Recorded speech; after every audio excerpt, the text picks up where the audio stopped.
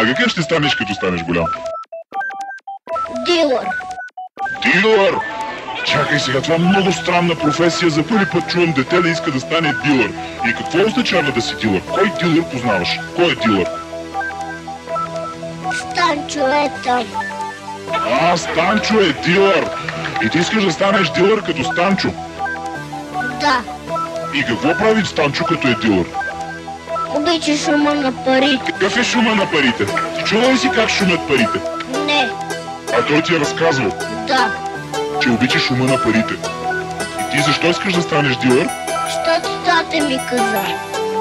Ама значи тати иска да станеш дилър, а не ти. Да. Ясно, а ти какъв искаш да станеш?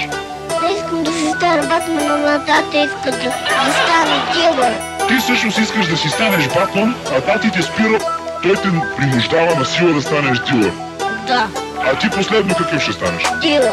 Но все пак тайничко си мечтаеш да станеш Батман. Да, ма. Искам да си стане по-добре дилър. Добре, и какво те привлича в дилърската професия? Да се занимавам с парите.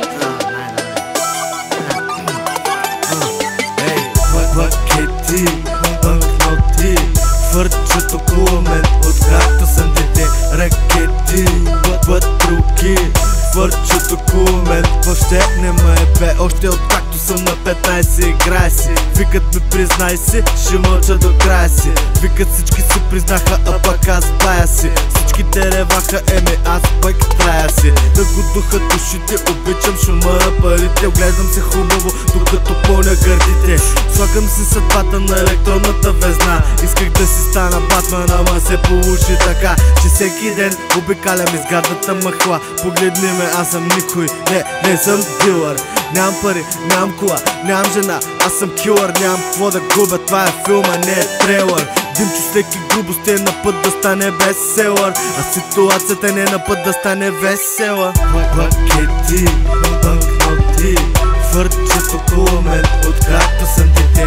Ракети, патруки, хвърчат около мен. Въобще не ме е бе. Пакети, банкноти, хвърчат около мен, откакто съм дете.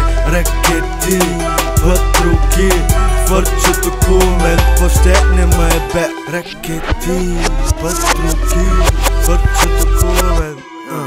И с риск да прозвуча високомерно, искам да ти обясня едно друго нещо отделно. Когато ми попаднат парички в ръцете, душата ми крещи: парички изгорете. Имам широки пръсти, брат, ми варя малко, харча много. Иначе отношението ми към парата е доста строго.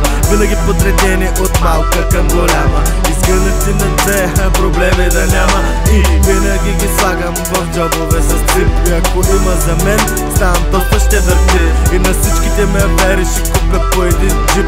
Въобще не понасям пари по принцип.